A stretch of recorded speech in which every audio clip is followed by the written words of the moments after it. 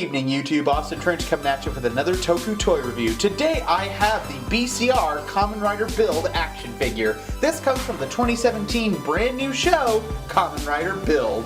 This has a motif similar to that of W and O's, but it also has a mixture of Android Kikaider in terms of color scheme. But as you can tell in the box cover, it looks actually very impressive.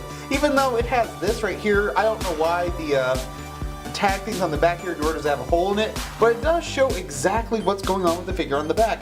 These figures are interchangeable in terms of parts, meaning you can have this part right here split with this part, so you can create some more of these type of joinable collectible figures, which I really do like. It does show how you can dismantle it, and it also shows right here on the tip of the box right here up top is Mask, Build Driver, and Drill Crusher, which is his weird sword, which I don't know why he has a drill sword.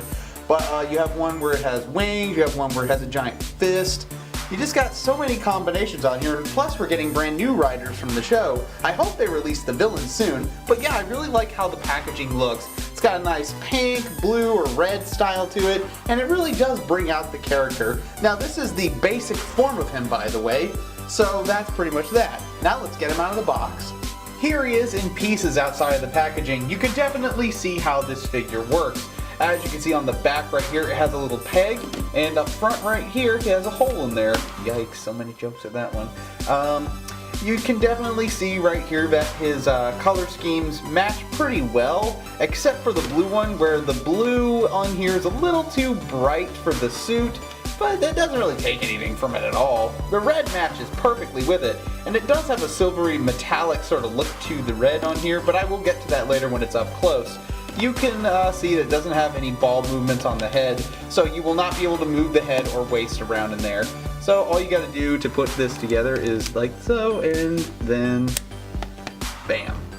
All put together and outside of the packaging, this thing stands at roughly 6 inches tall. It's actually around the size of a Marvel Legends Spider-Man, but just a little comparison here. This is how tall he is with Kamen Rider Drive figure, and it fell over there. Here we go, we have it fixed. Here he is with Kamen Rider Drive.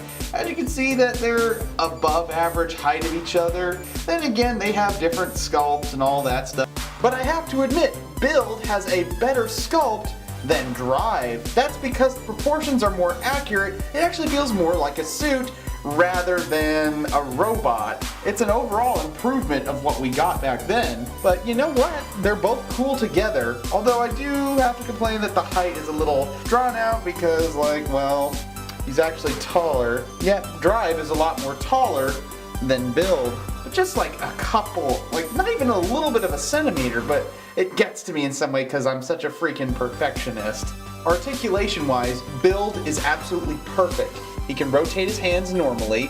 He can, you know, rotate this part here 360. A lot of it is 360. His hands can even open. He has, you know, basic grip hands right here, and for some meme joke right here. Yeah, so you can do that. He can rotate his legs like so, and like that. You can't, you know, as I said before, the waist and the head, you can't really do that.